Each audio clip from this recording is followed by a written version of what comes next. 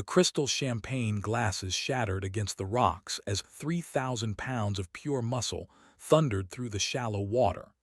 Steam rose from the stallions' backs in the cool morning air. Behind me, the HOA president screamed something about lawsuits and property damage, but her voice was drowned out by the sound of hooves crushing her precious event decorations. I stood there watching my beautiful horses reclaim what was rightfully mine. The white tablecloths floated like ghosts on the pond's surface.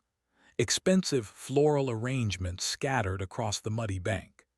Guests in their designer clothes scrambled toward their luxury cars, some still clutching their ruined invitations. 6 months earlier, these same people had declared my private pond a community water feature. They said I had no choice in the matter. They were wrong. Sometimes when the system fails you, you have to make your own justice. And that is exactly what I did. 15 years of saving every penny. 15 years of working double shifts and skipping vacations. 15 years of dreaming about the day I could finally call a piece of land my own. When I first drove down that winding gravel road and saw the property, I knew I was home. The pond sat like a sapphire in the center of 15 acres of rolling hills. Ancient oak trees stretched their branches over the water, creating perfect shade on summer afternoons. Cattails swayed gently along the banks, and I could see fish jumping in the early morning light. The real estate agent kept talking about square footage and property taxes, but I was not listening. I was already imagining myself sitting on that bank with my morning coffee, watching the sunrise paint the water gold. The previous owner was an elderly farmer named Bill who had lived there for 40 years. His weathered hands shook slightly as he signed the papers, but his eyes were clear and kind. He walked me around the property one last time, pointing out the best fishing spots and warning me about the boggy area near the north fence line. "This pond has been here longer than I have," he said, his voice carrying the weight of decades. "My grandfather dug it back in 1952, fed it with a natural spring that never runs dry. You take good care of her, you hear." I promised him I would. That pond was not just water and mud to me. It was my sanctuary, my reward for all those years of hard work and sacrifice. I had earned this place through blood, sweat, and determination. The first few years were pure heaven. I would wake up before dawn and walk down to the water with my coffee, watching deer emerge from the tree line to drink. Herons would stand motionless in the shallows, waiting for unwary fish. In the evenings, I would sit on my dock and watch the bats swoop over the surface, catching insects in the fading light. The neighborhood back then was quiet and respectful. Most of my neighbors were long-time residents like Bill had been. People who understood that living in the country meant giving each other space and minding your own business. The HOA existed on paper, but they mostly concerned themselves with maintaining the main road and organizing the occasional community cleanup day. I began raising horses on the property, something I had dreamed about since childhood. 3 beautiful quarter horses that grazed in my pastures and drank from my pond.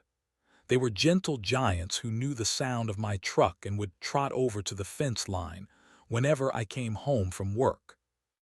Life was simple and good. I had found my piece of paradise, and I naively believed that nothing could take it away from me.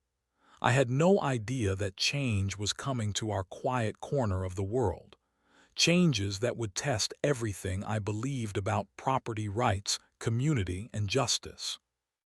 The first sign of trouble came when I noticed new construction starting up on some of the larger lots. Big, expensive houses with manicured lawns and 3-car garages. The kind of houses that belonged in suburban developments, not rural countryside. The new residents drove luxury SUVs and wore clothes that had never seen honest work. They looked at our established community like it was something that needed to be fixed. Her name was Patricia Coleman, and she moved into the biggest house on Elm Ridge Drive with the confidence of someone who had never been told no in her entire life.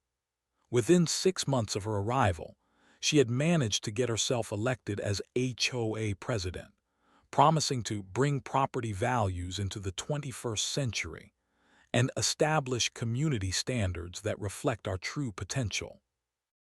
I should have paid more attention to those campaign flyers. I should have attended those boring HOA meetings. But I was busy with my horses and my job, and I foolishly believed that an HOA could not interfere with how I lived on my own land. The first letter arrived on a Tuesday morning in October.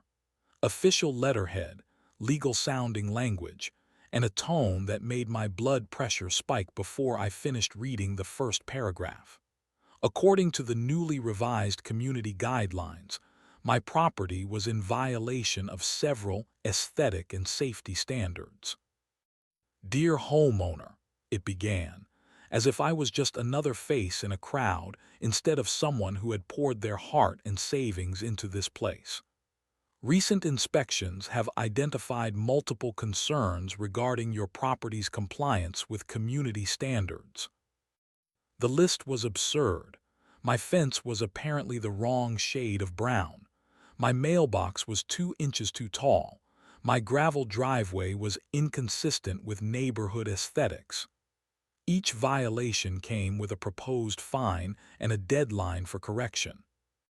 I crumpled up the letter and threw it in the trash. Surely this was some kind of mistake. Surely reasonable people could discuss these issues like adults. The second letter arrived 2 weeks later. The fines had doubled and new violations had been added. Now my horse trailer was improperly stored, and my barn needed to be painted to match approved color schemes. The letter informed me that failure to comply would result in legal action and potential liens against my property. I decided it was time to attend an HOA meeting. The community center had been transformed into something that looked more like a corporate boardroom than a neighborhood gathering place. Patricia sat at the head of a long table, flanked by her newly elected board members. All of them were recent arrivals to our community, people who had moved here from suburban developments and seemed determined to recreate what they had left behind. I raised my hand during the public comment period and tried to explain my situation calmly and reasonably. I talked about the history of my property, the rural character of our neighborhood, and the importance of respecting existing residents who had been here long before these new rules were created. Patricia listened with the kind of polite smile that never reaches the eyes. When I finished speaking, she consulted her notes and responded in a voice that could have frozen water. "Mr. Johnson, we appreciate your concerns, but rules are rules. This community has voted to implement these standards, and everyone must comply equally. There can be no exceptions based on personal preference or convenience." "But these rules did not exist when I bought my property," I said, trying to keep my voice level. "I followed all the regulations that were in place at the time." "Times change," she replied with a shrug. "Communities evolve. Those who cannot adapt to progress should perhaps consider whether this neighborhood is still the right fit for their lifestyle." The threat was clear: conform or leave. It did not matter that I had been here first. It did not matter that I had invested everything I had in this place. What mattered was their vision of what our community should look like, and I did not fit into that picture.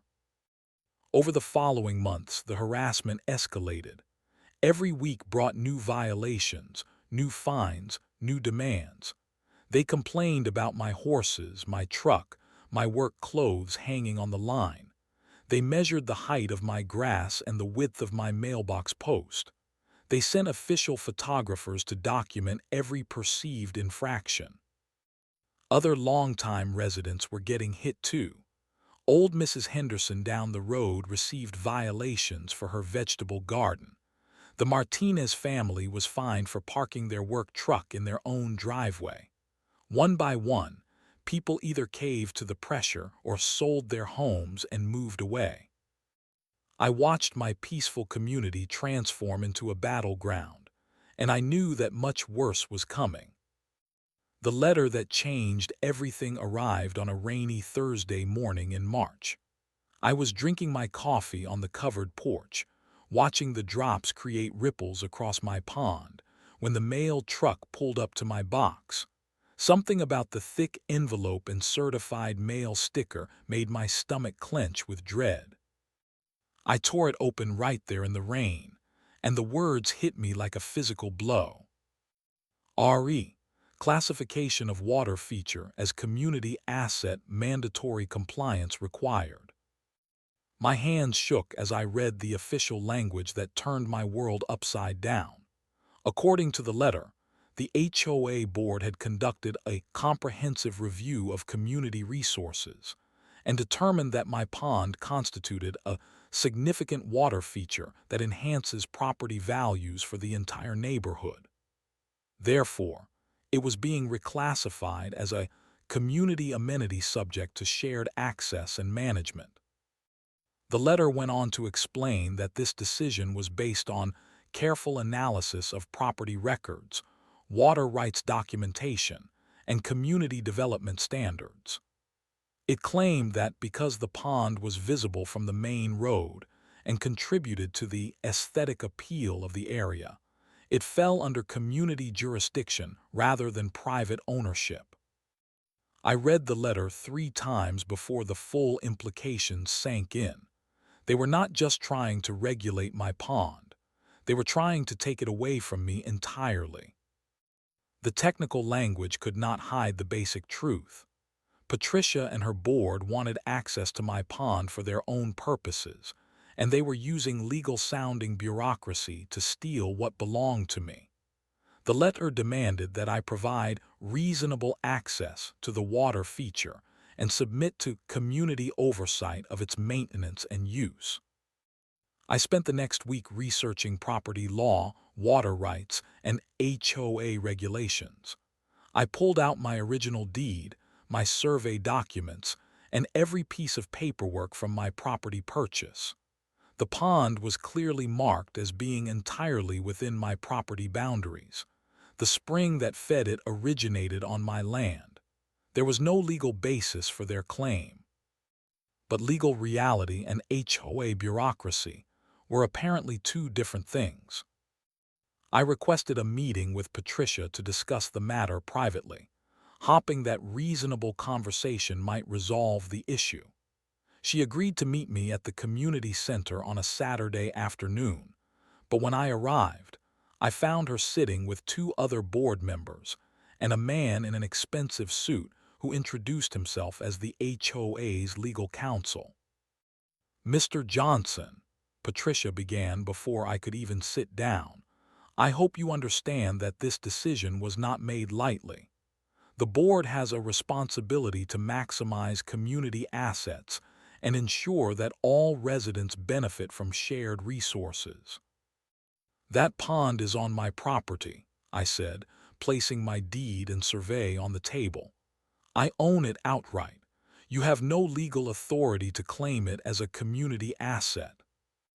The lawyer cleared his throat and pulled out a folder thick with documents. "Actually, Mr. Johnson, the situation is more complex than you might realize. Community association law allows for the reasonable regulation of features that impact common areas and shared property values. Your pond is visible from public areas and contributes to community aesthetics." "Being visible does not make it public property," I replied, but I could already see where this was heading. Patricia leaned forward with that same cold smile I remembered from the board meeting.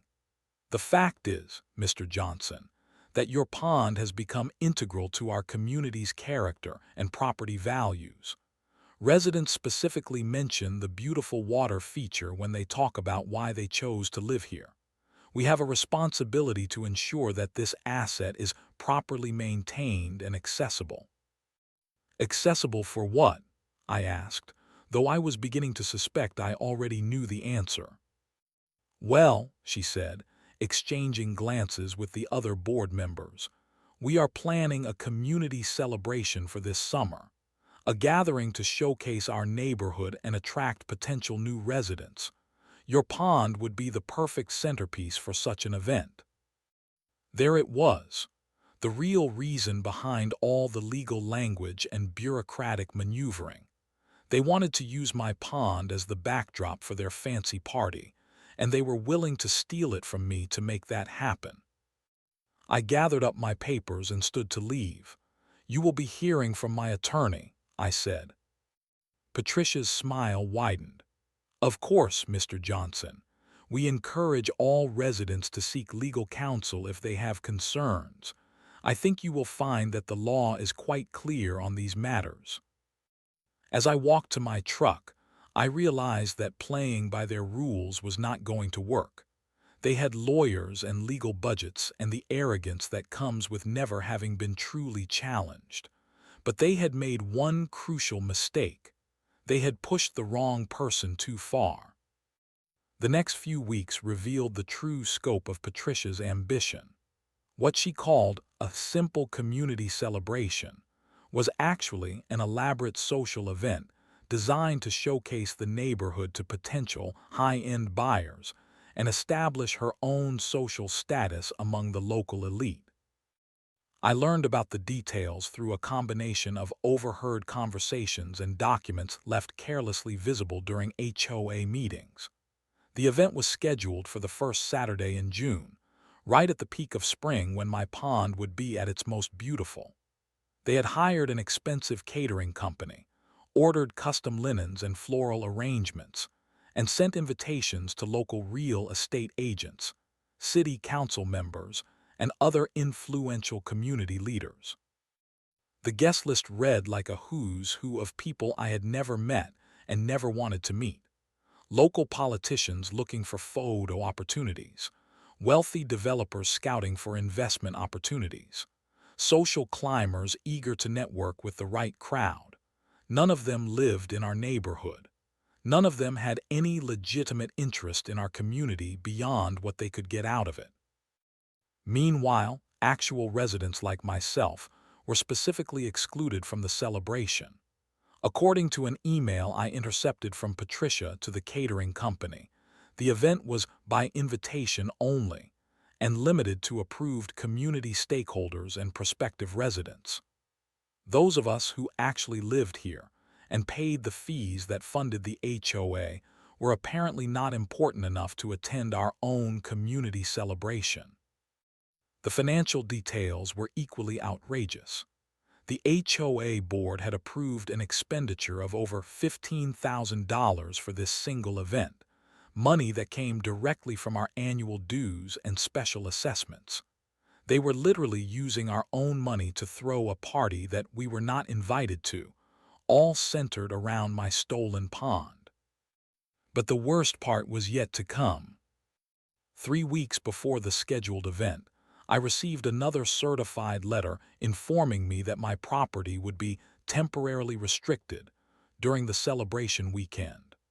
I would not be allowed to use my own pond or even access the area around it from Friday evening through Sunday afternoon. The letter explained that this was necessary to ensure event security and guest safety. They were not just stealing my pond, they were banning me from my own property. I called Patricia directly, something I had sworn I would never do again, but my anger had reached the point where reason was no longer possible. "This is insane," I told her when she answered the phone with her sickeningly sweet professional voice. "You cannot ban me from my own land." "Mr. Johnson," she replied, and I could hear the satisfaction in her tone, "the restrictions are temporary and reasonable. The insurance company requires certain safety protocols when we host community events, and your activities around the pond could pose liability concerns." My activities. You mean living on my own property. Your horses, for instance, she continued as if I had not spoken. Large animals can be unpredictable around crowds. The catering staff will need clear access to the water feature for setup and service. There are simply too many variables to allow unrestricted access during the event. I was speechless. Not only were they stealing my pond, they were treating my horses like dangerous wild animals and me like a potential terrorist who might sabotage their precious party. Besides, Patricia added, you should be grateful that the community is investing so much in showcasing your property. The improved aesthetics and increased visibility will certainly boost your own property values. That was the moment I realized that reasoning with these people was not just impossible, it was pointless. They lived in a world where theft could be reframed as investment, where exclusion could be presented as inclusion, where victims were expected to be grateful for their own abuse. After I hung up the phone, I sat on my porch looking out at my pond and my horses, and I made a decision that would change everything. If they wanted to play games with my property and my rights, I would give them a game they would never forget. I had tried to handle this situation through proper channels. I had attempted reasonable conversation and legal resolution. I had followed their rules and respected their authority even when it hurt. But they had shown me that their rules only applied when they benefited them, and their authority was nothing more than organized bullying. It was time to remind them that some things cannot be stolen, regulated, or legislated away. Property rights are not suggestions. Respect is not optional. And sometimes, when the system fails completely, justice has to come from other sources. I walked down to my barn where my 3 horses were waiting for their evening feed. Thunder, lightning, and storm were their names, and they were about to live up to those names in ways Patricia and her board could never imagine. The community celebration was 3 weeks away. That gave me just enough time to prepare my own surprise for the guests. The plan came to me while I was watching thunder roll in the mud after a spring rain. 3 magnificent quarter horses, each weighing over 1,000 pounds, each blessed with the kind of natural authority that no HOA board could ever legislate away.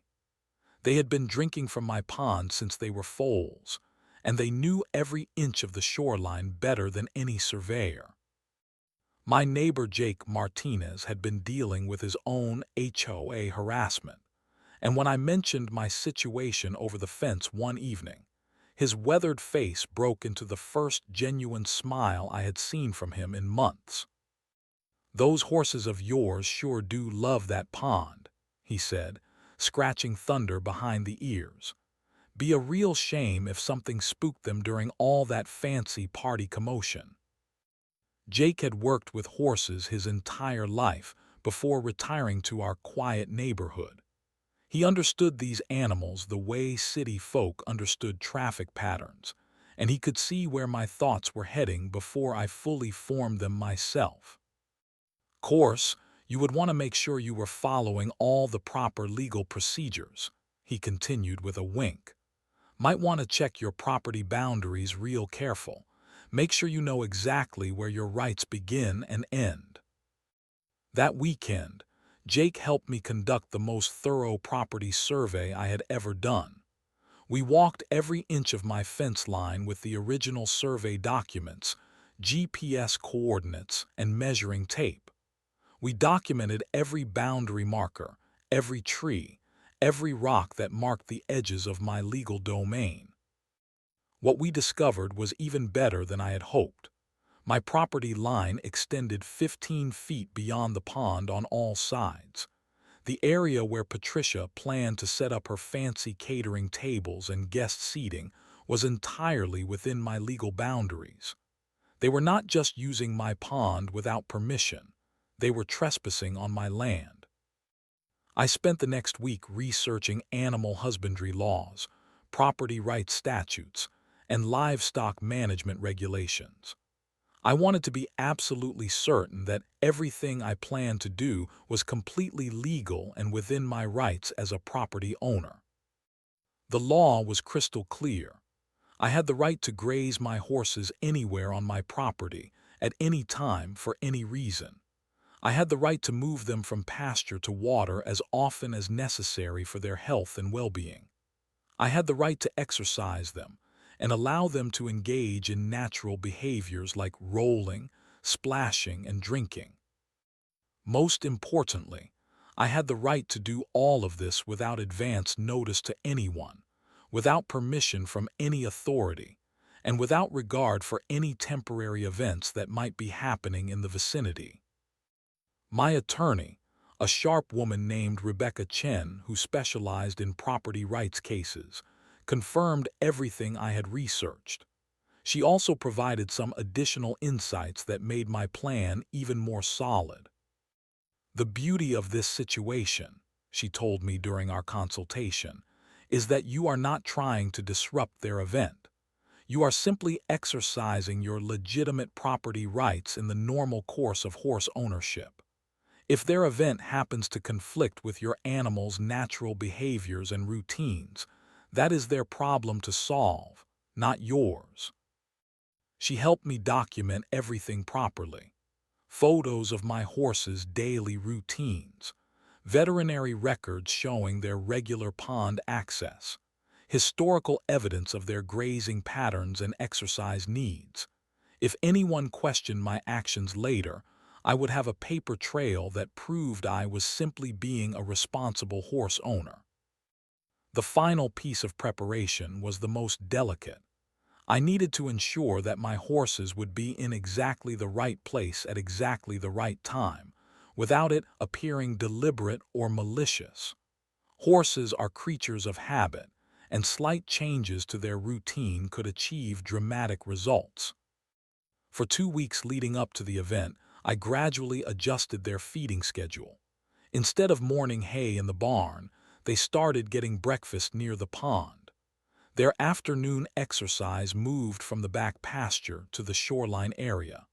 Their evening water routine shifted from automatic waterers to drinking directly from the pond. By the week of Patricia's celebration, my horses were accustomed to spending most of their active hours in and around the water.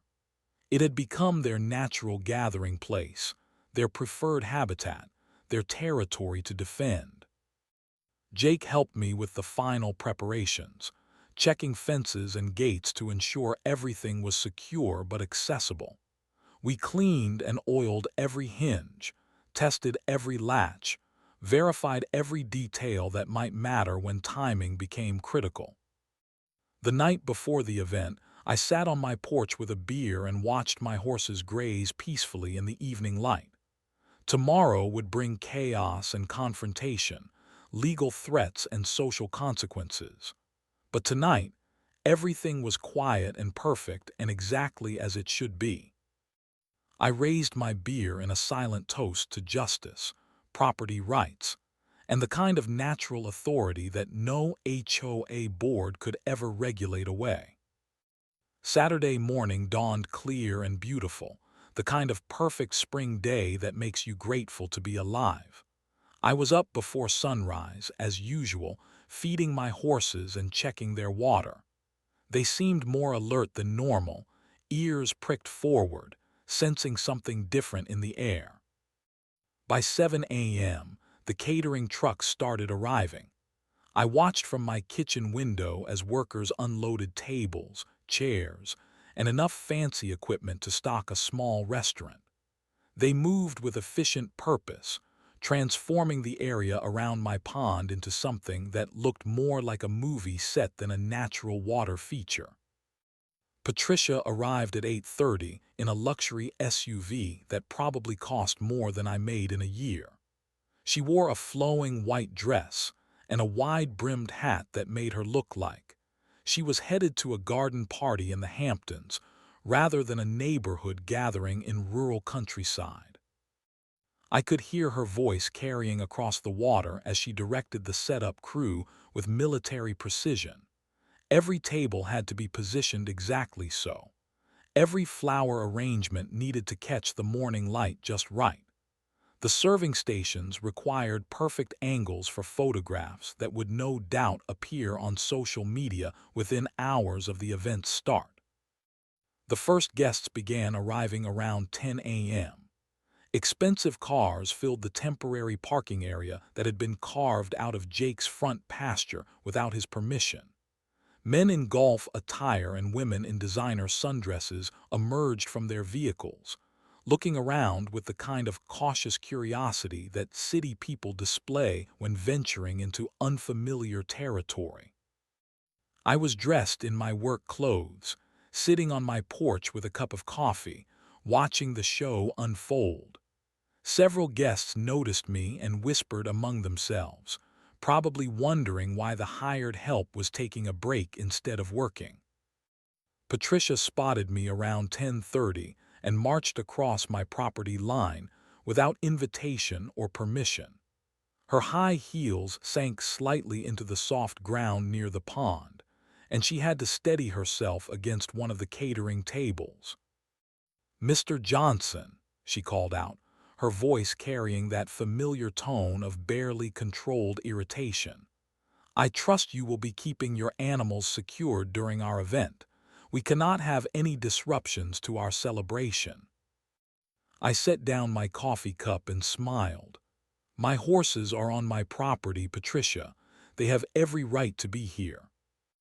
"Of course," she replied, but I could see the worry lines forming around her eyes. "I simply want to ensure that everyone has a pleasant experience. Perhaps you could keep them in the barn for a few hours." "Perhaps you could have asked permission before trespassing on my land," I replied calmly. Her face flushed red, but before she could respond, more guests arrived and demanded her attention. She hurried away on her unsteady heels, leaving me to enjoy my coffee and the growing tension in the air. By 11 a.m., the event was in full swing. About 40 people clustered around the elaborately decorated tables, sipping champagne and nibbling on expensive appetizers. A photographer moved through the crowd, capturing images of smiling faces against the backdrop of my stolen pond. That was when I stood up, walked to my barn, and opened the gate to the pasture. Thunder was the first to notice. His massive head lifted from the grass, and his ears swiveled toward the sound of voices and activity. Lightning and Storm followed his lead, their natural curiosity drawing them toward the commotion. I did not call them or encourage them in any way. I simply opened the gate and stepped aside, allowing them to make their own choices about where they wanted to go. They chose the pond. 3,000 pounds of muscle and bone moved with surprising grace through the shallow water. Thunder entered first, his hooves creating dramatic splashes that sent ripples across the previously mirror-smooth surface. Lightning followed, shaking his head and snorting at the unfamiliar sights and sounds. Storm brought up the rear, his darker coat gleaming in the morning sunlight. The first scream came from a woman in a yellow dress who had been posing for photos near the water's edge. The second came from Patricia herself as she watched her carefully arranged tables tilt and scatter under the impact of surprised guests stumbling backward. My horses were not aggressive or dangerous. They were simply being horses, exploring their territory and investigating the unusual activity in their normal gathering place. But to the panicked party guests, they might as well have been charging bulls. Thunder decided that the white tablecloth floating on the water looked interesting and waded deeper to investigate. His movement created waves that soaked the lower edges of several expensive dresses and sent catered appetizers sliding off their silver trays.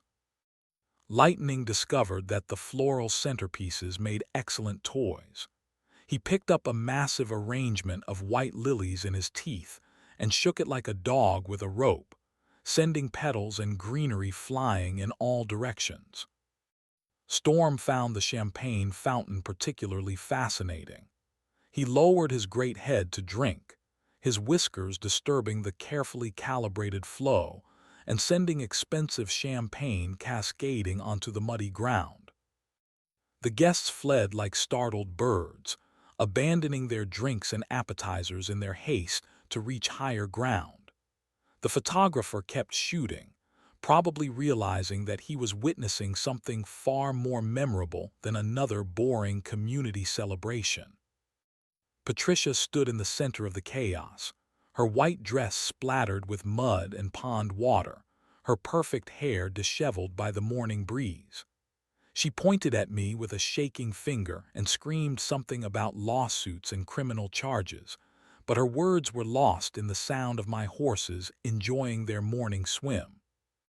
I remained on my porch, coffee cup in hand, watching justice unfold in the most beautiful way possible. The aftermath was everything I had hoped for and more. Patricia's threats of lawsuits evaporated like morning mist when her lawyer informed her that I had committed no crime and violated no law. My horses were on my property, engaging in normal animal behavior, exercising their natural right to access water. The insurance claim she filed was rejected when investigators determined that the event organizers had failed to secure proper permits for using private property. The catering company demanded payment for damaged equipment and ruined food, but Patricia discovered that her community celebration budget did not include coverage for acts of nature or animal behavior.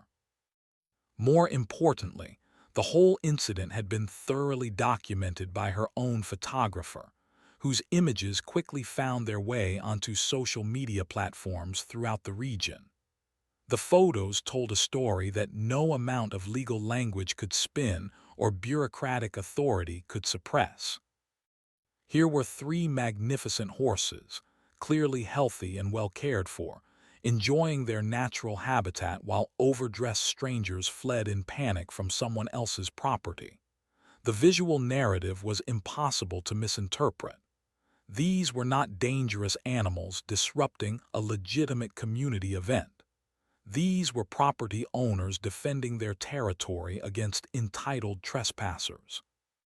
The local newspaper picked up the story within days, and their coverage was far more sympathetic to my position than Patricia had expected. The reporter, a young woman named Sarah Chen, who turned out to be my attorney's daughter, had grown up in rural areas and understood the dynamics at play. Her article, titled "When Community Rights Clash with Property Rights," presented the conflict as a cautionary tale about HOA overreach and the importance of respecting established residents. She interviewed several neighbors who had been dealing with their own harassment from the new board, creating a broader picture of systematic bullying rather than an isolated dispute. The story resonated with readers throughout the region. Letters to the editor poured in from property owners who had faced similar situations with their own HOAs. Local radio talk shows picked up the story, and suddenly Patricia found herself defending her actions in the court of public opinion rather than attacking mine in legal proceedings. The political fallout was swift and decisive. Within 2 weeks of the pond incident, 3 of the 5 HOA board members had submitted their resignations. Patricia herself lasted another month before announcing that she and her family would be relocating to a community that better matched their lifestyle expectations. The new board, elected in emergency proceedings, consisted entirely of longtime residents who understood the difference between reasonable community standards and authoritarian overreach. Their first official act was to rescind all the arbitrary rules and excessive fines that had been imposed over the previous year. My pond returned to its natural state as a private water feature on private property. The horses resumed their normal routines without interference or harassment. The peace and quiet that had originally drawn me to this place gradually returned as the neighborhood settled back into its natural rhythm. But something fundamental had changed in our community, and that change was entirely positive. Neighbors who had never spoken before began checking on each other. Property owners who had felt isolated and powerless discovered they had allies and advocates. The shared experience of surviving Patricia's reign had created bonds that would last for years to come. Jake Martinez summed it up perfectly one evening as we watched the horses drink from the pond in the golden light of sunset. "Sometimes," he said, "you have to remind bullies that regular people have rights too. Your horses did more for property rights in one morning than lawyers could have accomplished in years of court battles." I raised my beer in another silent toast, this time to the power of natural justice and the importance of standing up for what belongs to you. My pond reflected the evening sky like a mirror, peaceful and perfect and permanently mine. The lesson had been learned. Boundaries had been established, and everyone in the neighborhood now understood exactly where those boundaries were and what would happen to anyone foolish enough to cross them again.